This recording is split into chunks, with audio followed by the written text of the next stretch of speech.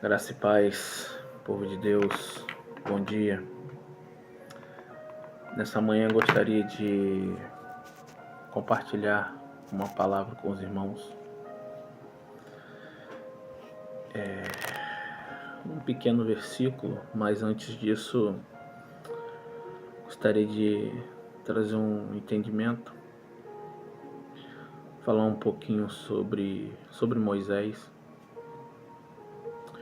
Moisés foi um dos caras que uma das missões dele foi levar o povo de Israel, conduzir o povo de Israel até a terra prometida. E quando se fala povo de Israel, se a gente for começar a ler desde lá do começo, da metade de Gênesis para lá, a gente sabe que o povo de Israel é o povo de Jacó. E Deus mudou o nome de Jacó para Israel. Então, a partir da mudança que Deus trocou o nome de Jacó para Israel, o povo de Jacó, as gerações de Jacó foram conhecidas como povo de Israel, que é o povo de Jacó. Isso veio de geração em geração, até que veio Moisés. E Moisés teve uma dessas missões: tirar o povo de Israel do Egito, conduzir o povo de Israel até a terra prometida. E no decorrer da história a gente vê feitos, coisas que foram acontecendo, né? E eu quero chegar num ponto aqui aonde Moisés pede a presença de Deus. Moisés chegou nesse ponto de pedir a presença de Deus porque enquanto Moisés estava no monte recebendo as 2 tábuas do testemunho, o povo estava lá embaixo esperando por Moisés. Mas como Moisés demorou a descer, o povo ficou desesperado, achando que o Moisés talvez não iria descer mais, ou talvez tivesse morrido, ou alguma coisa assim. Então, como Arão tinha ficado para cuidar daquele povo, enquanto Moisés estava em cima do monte, aí o povo falou com o Arão para que fosse fazer, para que levantasse deuses, para que eles pudessem adorar o Deus que tirou eles da terra do Egito. E essa palavra é muito forte, que quando o povo suplicava, aí Arão, através da voz do povo, ele, em vez dele ter confiado, acreditado no que Moisés representava para Deus e esperado a descida de Moisés, ele saberia que Moisés iria voltar. Mas simplesmente ele se atentou à voz do povo. Aí pediu que aquele povo pegasse ouro, todos os pendentes de ouro, brinco, argola, e desse a ele. E pela voz do povo, do que o povo pediu a ele, deuses, ele, através desses ouros que o pessoal levou até ele, ele jogou no fogo e fez um bezerro de ouro,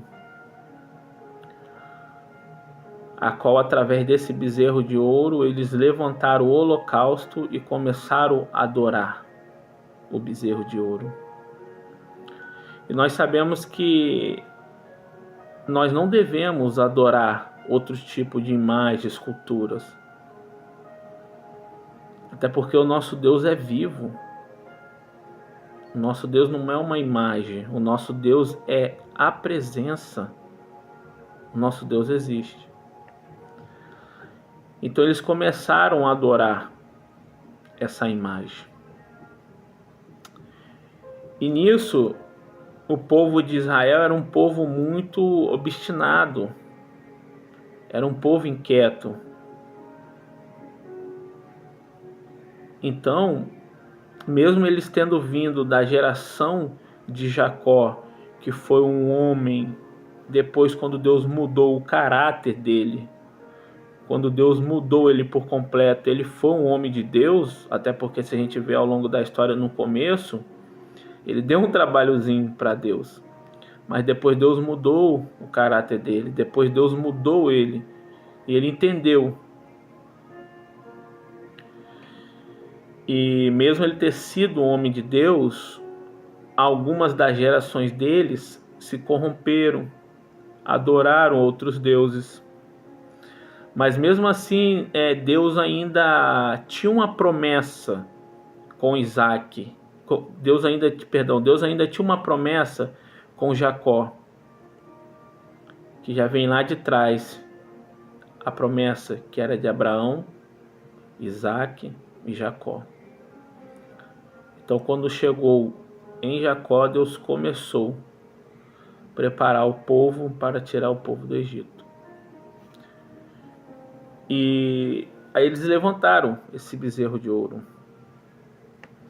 E quando Moisés desceu do monte com as 2 tábuas dos testemunhos, Moisés viu aquilo e se revoltou. E lá em cima do monte Deus falou: Moisés, desce que o meu povo se corrompeu. Eles levantaram um bezerro de ouro e lhe estão adorando. Então Moisés desceu, irado. E ao descer, Moisés quebrou as 2 tábuas do testemunho, né? O texto vai dizer. E nisso Moisés pegou a imagem de escultura. O texto vai dizer que jogou ela no fogo, ela derreteu, jogou ela no rio e deu aquela água para o povo de Israel beber. E dali eles iam começar a caminhada, né? Só que Deus falou que não poderia acompanhá-los na caminhada, porque a ira de Deus tinha se acendido sobre aquele povo. E como a ira de Deus tinha se acendido sobre aquele povo, Deus falou que se ele tivesse presente naquele momento, o povo seria consumido. Então nessa caminhada aí, nessa trajetória, a presença de Deus já não esteve presente. Deus não estaria presente.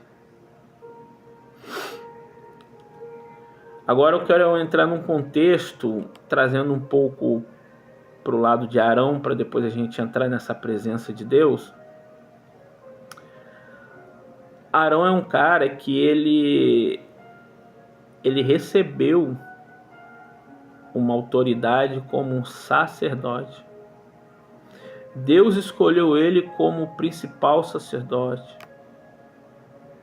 Moisés ungiu os filhos dele. Arão e os filhos deles, eles estavam responsáveis para cuidar do sacerdócio. Arão naquela época era um dos caras que Deus escolheu para entrar no templo, para estar na presença de Deus. Deus o escolheu para que ele pudesse ser um cara que pudesse se aproximar da Arca da Aliança, porque naquela época a presença de Deus era a Arca da Aliança. Então Deus o escolheu, Deus deu essa autoridade a ele. Então ele era um cara que ele escutava a voz de Deus, ele era um cara que ele tinha a presença de Deus. E muitas das vezes hoje a gente trazendo para o nosso contexto da nossa atualidade, muitos cristãos, eles escutam, eles conhecem a voz de Deus, mas eles resolveram se corromper com as coisas do mundo. Eles resolveram escutar vozes estranhas, a qual começaram a direcionar. Que foi o que aconteceu com Arão. Arão era um cara que também tinha a presença de Deus. Então Arão, em momento nenhum, ele podia ter, não sei, desconfiado que talvez Moisés não desceria do monte. Lendo essa palavra, eu trago esse entendimento para mim que ele poderia ter acalmado o povo e conversado com o povo. Se acalma. O Deus que tirou vocês do Egito é o mesmo Deus que andará com vocês até a terra da promessa, até a terra prometida. É o mesmo Deus que não vai abandonar vocês. Então não é necessário que nós levantemos outras imagens, que nós venhamos cultuar outros deuses, porque na vida nossa e na vida de vocês só há um Deus. E deveria acalmar o povo. Mas ele, pela voz do povo, ele se corrompeu junto com o povo. Então nós trazendo esse contexto para a atualidade, hoje nós temos que discernir, irmãos. Nós temos que discernir o que nós temos vivido. Nós temos que discernir se nós realmente estamos levando a palavra de Deus, conduzindo o povo de Deus para adorar o nosso Deus verdadeiro, em espírito e em verdade. Se nós estamos instruindo ele da forma que a palavra de Deus pede. Se nós estamos pedindo o Espírito Santo de Deus para que traga transformação nesses corações. Porque se o Espírito Santo de Deus transforma seu coração, você vai adorar o verdadeiro Deus. A sua carne pode pender para coisas do mundo, para deuses do mundo, mas o seu espírito, ele só pende para um Deus, que é Jesus Cristo, a qual ele intercede por nós dia e noite. Então, irmãos, que nós venhamos estar mais alinhados com a voz de Deus. Que nós venhamos alinhar nosso coração, irmãos, mais com a presença de Deus. Porque muitas das vezes, irmãos, quando se fala em adorar outros deuses, trazendo para o contexto atual hoje, irmãos, não é somente você adorar uma imagem de escultura. Hoje, se você dá mais prioridade na sua vida a passar horas e horas no celular, se você dá prioridade na sua vida a passar horas e horas jogando, se você dá prioridade na sua vida hoje, nada que seja da presença de Deus, de uma certa forma você está adorando aquilo que você está fazendo. Porque você está se dispondo todo o seu tempo sobre aquilo que não vai te edificar, sobre aquilo que não vai te trazer crescimento. E tudo aquilo que não te edifica, tudo aquilo que não te transforma, tudo aquilo que não te traz crescimento, não tem Deus nesse meio. Não é bom para a sua vida. Então, de uma certa forma, você também está adorando. E o nosso Deus, ele é específico. A ele, só a adoração dá só a ele. Ele não abre mão que a adoração a ele seja compartilhado com outros deuses. Com outros deuses.